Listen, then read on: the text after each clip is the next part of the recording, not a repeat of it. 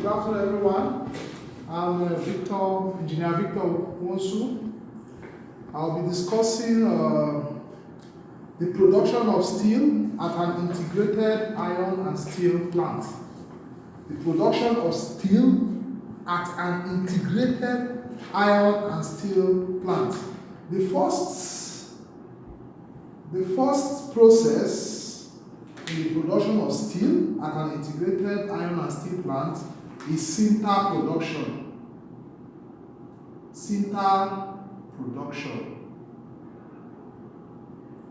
The sinter production includes the process known as sintering. The sintering process converts fine-sized raw material, fine-sized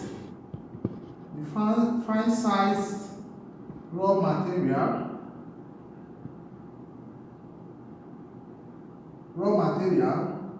including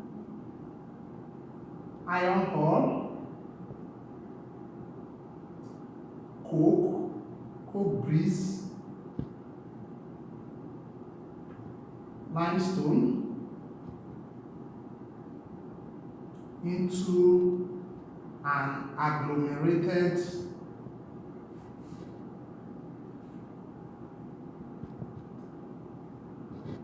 product called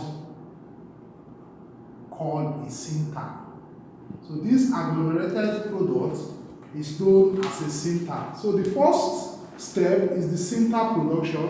A fine-sized raw material including iron ore, coke grease, and limestone are converted into an agglomerated product known as sinter. So this is the first step for production of steel in an integrated iron and steel plant. So the second step is the iron production. The iron production. So iron is produced in a blast furnace by reduction of iron-bearing materials with hot gas. So with hot gas, we are reducing the iron-bearing material with hot gas. That is, if this is the iron-bearing material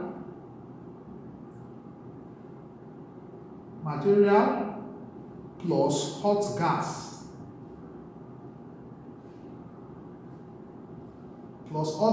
then we get the iron. So when the iron-bearing material reacts with hot gas, then we get the iron. So this is a typical iron production in an integrated iron and steel plant. So it's basically the iron-bearing material reacts with hot gas and iron is produced. The iron metal is produced. So the next step is just the iron preparation. Iron preparation, that is the hot metal desulfurization.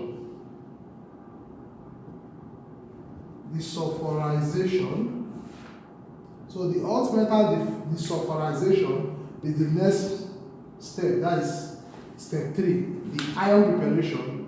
That is the hot metal desulfurization. So the hot metal desulfurization, sulfur in a molten metal. This iron has some sulfur content. So the sulfur in a molten iron is sometimes reduced by charging into a steel making furnace by adding a reagent. So such reagents, we have some reagents such as calcium carbide and reagents such as calcium carbonate. So these are the desulfurization reagents. They are used to what? Reduce sulfur from molten iron. So the next step is number 4, the steel making process. The steel making process, that is the 4th step. The steel making process the steel involves the BOF method, the BOF method. It includes the BOF method, that is the first. That is, the BOF basically means the basic oxygen furnace method. Then the second method is the electric, that is the the EAF method, that is electric arc furnace method. In a basic oxygen method, 70% of molten iron is used.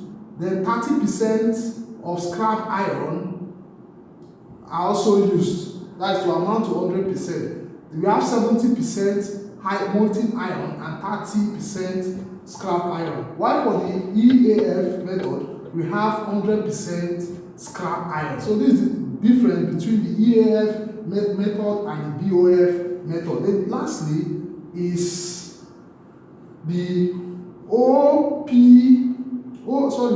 OHF method, that is the open heart furnace method. The OAH method, we have the BOF, the EAF, and the OHF.